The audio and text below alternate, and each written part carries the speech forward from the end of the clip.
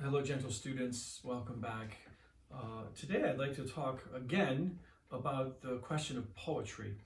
I know I've said a lot about poetry in these lectures and their relevance to the novel Hong Lo Mang, Dream in the Red Chamber, but I can't help it. I have to go back to that topic, and I especially want to talk about poetry as it pertains to the characters, maybe a little bit focusing on Lin Dayu. But I should begin with a poem, perhaps by Qing Dao, who was a very, very famous female poet. And Qing Dao wrote poetry that was, in fact, a style of poetry that was emulated by Lin Dayu in the novel. And the curious thing about this poetry is that it's very romantic, and it's romantic in the very traditional way that romance is expressed in Chinese poetry. So I'll begin with a poem by Qing Dao, maybe just a few stanzas. Qing Dao, by the way, lived more or less from 1084 to 1151. But poems in the traditional Chinese context would be written in the tune of some other song, right? So this poem by Qing Dao was written in the tune of the song of picking mulberry. And by the way, I personally rather enjoyed the translations of Burton Watson. He wrote a Columbia book of Chinese poetry that's from early times up to the 13th century, and it's a very fine work. So Qing Dao wrote this in her poem. Evening comes with an onslaught of wind and rain. Washing clean the heat and glare, I put away my reed pipes. Face the flower-formed mirror, applying light makeup. Red silk gauze to sheer my white skin shines through, snowy smooth, cream fragrant. I smile to say to my husband, tonight inside the light curtains, pillow and mat will be cool. Well, let me just pause there. A couple of things are significant about Qing Dao's poetry. There's a certain amount of innuendo that is embedded within these lines. And these kinds of lines with embedded innuendo will also be replicated in Cao Shuqian's Hong Lo Mang, the poetry in this text, in The Dream of the Red Chamber. But evening comes with the onslaught of wind and rain. Well, wind and rain actually are very significant metaphors. They're metaphors for sex in Chinese literature. She puts away her reed pipes. Well, the reed pipe is also an innuendo. It's a suggestive. She applies her makeup. One thing you find recurring quite a lot in the novel Hong Lo Mang is the women at their toilette. So they're applying their makeup. They're applying certain powders to make their skin look more fair, and they apply their rouge as their lipstick. And one sees too that Jia Baoyu likes to partake in the process of the toilette of the female characters in the novel. So you see here that Qing Dao is writing a poem really to, in a way, it's a kind of literary foreplay that she's sending to her husband. I'll read one more. This is a poem that's called As in a Dream, a song, right?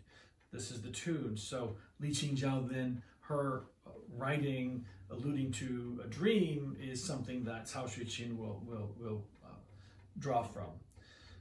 The poem reads this way. Always I recall the river arbor at twilight, so muddled with wine we didn't know the way back. Excitement over heading home by evening boat. Wrong turn takes us deep into lotus blossoms and struggling to push through. We'd startle into flight a whole sandbar full of herons. Well, there is no doubt that women drinking alcohol is something that is also very suggestive in traditional Chinese poetry. And you'll see that practice of drinking and slight inebriation recurring in the novel Dream in the Red Chamber. Well, so what's the big deal with poetry in the novel? We've talked about it before. We've talked about the cult of Qing quite a lot. And I think I mentioned Lu Ji's famous comment. Lu Ji is this writer who wrote in the 3rd century, in the beginning of the 4th century, about poetry. And he wrote that Shi Yuan Qing, that poetry expresses the passions, poetry expresses the feelings. So it is through poetry largely that Cao Xueqin will sort of, his use of poetry is reminiscent of the cult of Qing that I've talked about in previous lectures. So he'll use poetry in a way to criticize the classical version of reading poetry, or even use poetry in a way to criticize the vestiges of classicism that we find interwoven through traditional Confucian society. So the cult of Qing, well, in a way, claimed to be more Confucian than Confucians by overturning some of the traditional expectations of Confucianism, especially when Confucianism seems rigid. Jia Baoyu will very much be a critic of the rigid Confucian ideals. And I'll read to you something in a moment here. Over in Xue Baochai, who seems like the perfect Confucian woman, how even she will suggest that rigid Confucianism does not actually represent authenticity. So poetry, again, poetry is now, presently, and has been a traditional venue for circuitous criticism. That is, poetry is a way within the novel and within Chinese society, it's a way not only of expressing a kind of romance or erotic attachment or sort of to valorize feelings, Qing, but it's also a way to criticize the government, criticize the empire, the rulers, to criticize others, to criticize a way of thinking. So poetry is something that one has to read with great care. That is, what's being said in this poem. Let me just maybe give a brief sketch of Chinese poetry by way of contextualizing the use of some of the poems in the novel. First, I just want to reiterate that poetry is perhaps the most sovereign literary genre in China. For the most part, poetry always rhymes. So in the novel Hong Lemang, somehow I'm recalling this one section wherein Dai Yu or someone is writing down the poems that someone else, and perhaps it's Jia Baoyu, is reciting a poem out loud, and as she's reading, her head is sort of going in this sort of shaking pattern, right? And this is almost a physical behavior that one sees in classical Chinese society, wherein the rolling of one's head during poetry follows along the rhyme patterns of the poetry. China produced the world's first rhyming poetry. Pre-Socratic writing in the West, or pre-Socratic poetry in the West, did not rhyme. The Homeric epics, I probably said this in an earlier lecture, did not rhyme, but Chinese poetry certainly did. And the earliest work of poetry in China that we have is an anthology called the Shijing, the classic of odes, or the classic of poetry. And it mostly contains 4 character lines, 4 characters per line mostly, that will recount historical events, state events. Many of them are folk songs. They're very, some of them can be very even bawdy, right, or sort of romantic. So certainly the first most famous book of poetry is the classic of odes, and this is more than 2+ millennia old. But the second work of poetry is a book called the Chu-Ci, or the songs of Chu. The Chu in Chu-Ci is the state of Chu in the ancient Zhou dynasty, and Ci would be songs. And so the Chu-Ci, this anthology of songs from the state of Chu, is a different kind of poetry. So if you have state poetry and some romantic poetry in the classic of odes, the classic of poetry, in the Chu-Ci you have a a different kind of poetry. And among those poems in the Chuzi are several poems by a Chu statesman by the name of Chu Yuan, who lived something like 340 to 248 BC. And Chu Yuan is significant because Chu Yuan was he was expelled unjustly from his position in court, and so he, according to Chinese tradition, so Chu Yuan then used poetry as a kind of lament, right? That is a lament for being unappreciated, a lament for being unrecognized as a truly loyal and truly great official in the state. So he wrote a poem called the Li Sao, which means something like encountering sorrow. And it is, in many ways, a veiled criticism of his ruler, expressed in emotive and passionate language.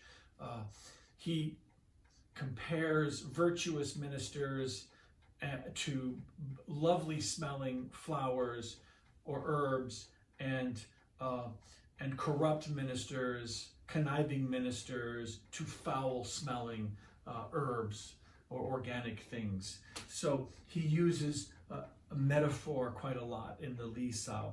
It was one of the most difficult poems I ever had to read in its original text, in Chinese text, when I was a graduate student some time back.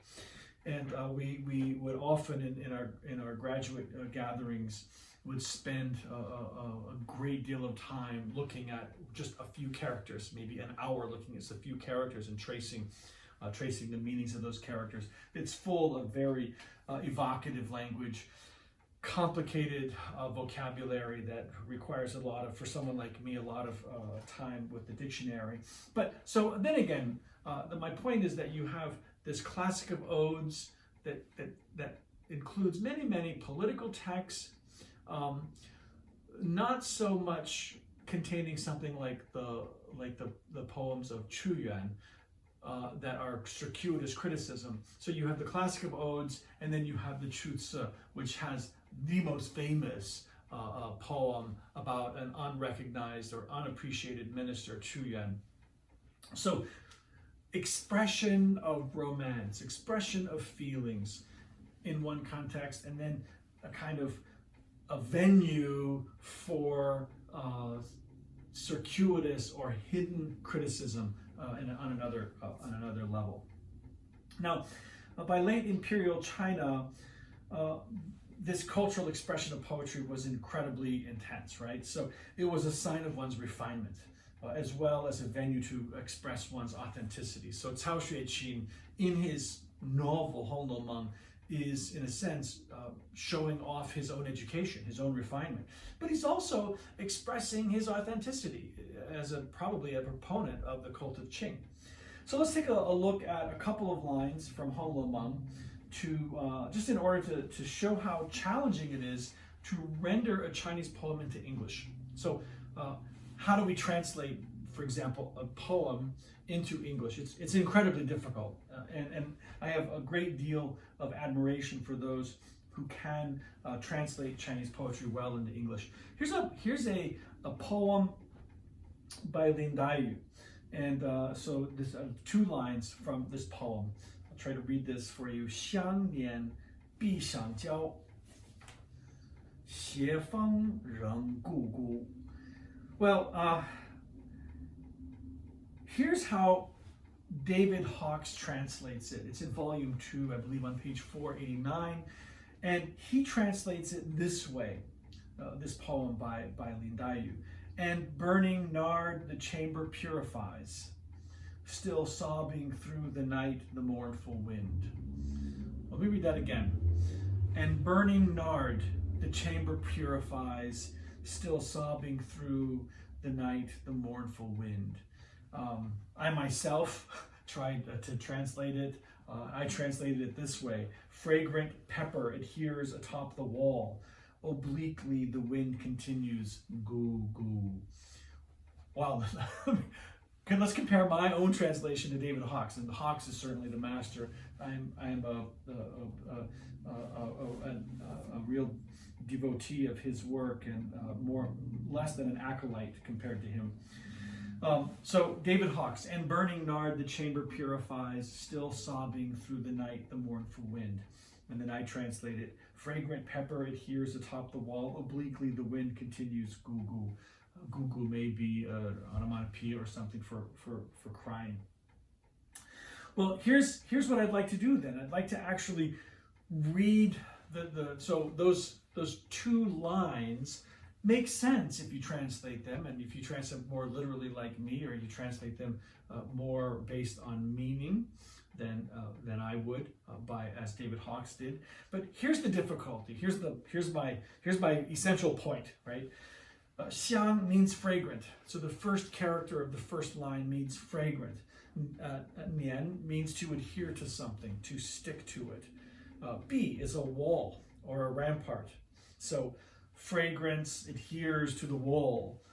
Shang means on top of something, and then jiao means pepper or spice plants, right? So literally, scented, adhere, wall, on top of pepper. Right? Those are the characters. And here again, Lin Dayu's poem does not follow the classical four-character line of the classic of odes. Lin Dayu is writing this poem with 5 characters per line. And then the second line, xie means oblique or slanted. Feng means a wind, which is often classically means a mood. It can mean a custom. It can mean a ballad, right? It can be the name for a certain type of poem. And then reng means yet, still, again and again. And then gu. Gu typically means a cause or a reason. In this case, it's an onomatopoeia. It's a sound word. So that that character is repeated. Again, let me read you the 2 lines. 香年必上交，斜风仍故故. And then again, as David Hawkes translates it, I think in a very lovely way. And burning nard, the chamber purifies, still sobbing through the night, the mournful wind, by Lin Dayu. It's challenging to translate these poems, and the poems are not simply evocative of a certain feeling, as one might sense with this. The poems are really laden with more meanings than I'm suggesting here. I want to just consider again Lin Dayu and her debt to Qing Dao, this female poet that I began this lecture with. Right? She wrote a poem. I think it's called Rumengling. I might have just read it to you, which is a lyric in the form of a dream, like a tune like a dream. And I want to read to you, if I have, maybe I read it to you already, but I want to read to you my own translation of it to give you a sense of some of the things that Lin Dayu is using as the inspiration for her own poetry. And I should say too that simply by connecting Lin Dayu to the poetry of someone like Li Qingzhao, this female poet, who's known to be extremely erotic, there's no way to get around it, then the novel itself is actually creating a connection of Lin Dayu with a kind of erotic sense, a very arousing sense, right? So Li Qingzhao writes, last night sprinkling of rain, a violent wind, after deep sleep, still not recovered from the lingering effect of wine. I inquired of one rolling up the screen, but the answer came, the cherry blossoms are still the same. Oh, don't you know, the red must be getting thin while the green is becoming plump. Wow. Okay, so actually the Chinese is just quite fascinating, and the word red appears in the very last line. 应是远非红寿. So what is this poem saying? This poem that is an inspiration for Lin Dayu's work. First, last night, a sprinkling of rain, a violent wind. So a sprinkling of rain. Rain is definitely a euphemism for sex, right? Clouds and rain are a euphemism for sex. Then you have this appearance of a violent wind, which is wind is a euphemism for wisdom sometimes, but certainly in poetry, in this sense, it's a euphemism for Qing, for passion. Right? So right off the bat, the poetry of Qing Dao begins with kind of an allusion to sex, an allusion to passions. After a deep sleep, still not recovered from the lingering effect of wine. Well, that's really erotic from the Chinese point of view, right? I mean, obviously she had been drinking the night before, and so she's still sort of waking from her slumber with the effects of being drunk the night before. I inquired on the one rolling up the screen, but the answer came, cherry blossoms are still the same. That is, what's going on with these cherry blossoms? Well, cherry blossoms, in this sense, are very much a euphemism for youth. That she is still young, right? She's still young. And then it says the red must be getting thin while the green is becoming plump, right? So here we go. This is basically the final line of the poem is suggesting that take the cherry blossom while it's ripe. Take me while I'm young. Take me while I'm still young. So this is, in a way, a plea to be appreciated while still young. Now, some readers of Chinese poetry would say that this poem has nothing to do with erotic desire or love. It has everything to do with an appeal of a minister like Chu Yuan to leaders, to rulers, to appreciate his greatness as an intellectual, as a scholar, as an advisor. Certainly, that is a possible reading. The whole novel, Dream of the Red Chamber, could be read as a criticism of the state in some ways, right? I mean, certainly Cao Shuiqin's personal family had lost its fortune because of the vicissitudes of court politics, right? A change of an emperor and suddenly your family falls and the house is besieged, it is locked, everything is taken by the state and the family is suddenly gone from wealth to poverty. And you see this mirrored, this Cao Shuiqin's personal life essentially mirrored in the narrative of Dream of the Red Chamber. So the poetry could be read as a sort of political criticism, right? The poetry in the novel Hong Lo Meng can be read both ways, I think. It could also be read in a very Buddhist sense. But I did say something about Bao Chai and her being the perfect Confucian character, kind of. But every character in the novel comes with a portfolio. That is, they might be one thing, but there are some nuances to their character. So I rather like Anthony Yu's Rereading the Stone, a great book on Cao Shuiqin. I met Anthony Yu some time ago, and he inscribed this to me, which is very nice, to Anthony, with all good wishes from Anthony. But in any case, he, at the end, in his conclusion, I was just looking at this, and he concludes with a short passage from chapter 64, wherein Lin Dayu had composed 5 poems celebrating 5 famous beauties of China's past, right? So Lin Dayu had just written these poems about the beautiful girls from the past. And here's what Bao Chai just sort of effusively praises Lin Dayu's poetry. And here's what Xue Bao Chai says. Regardless, this is a quote from chapter 64, regardless of whatever subject one chooses for a poem, the composition must be adept in overturning the meaning of the ancients. Merely plodding along the footsteps of others will turn the poem into a second-rate composition. The diction and lines may be refined, but it cannot be considered a good poem. Thus, the many poets who have previously taken Lady Bright, that would be Wang Jiaojun, as their theme, have variously emphasized the sad fate of Lady Bright herself, the wickedness of the painter Mao Yan-shou, or the frivolousness of the Han Emperor, who employed him to paint portraits of court ladies rather than portraits of distinguished statesmen and soldiers, and so on. Later, new twists were given to this theme by Wang Anshi. There's a quote from a poem by Wang Anshi, and by Ouyang Xiu. So some brief quote by a poem by Ouyang Xiu. Both these two poems by Wang Anshi and Ouyang Xiu were able to present the poet's own views that differed from those of other people. Today, these 5 poems by Cousin Lin can also substantiate the claim of presenting each of her subjects in a novel and interesting light.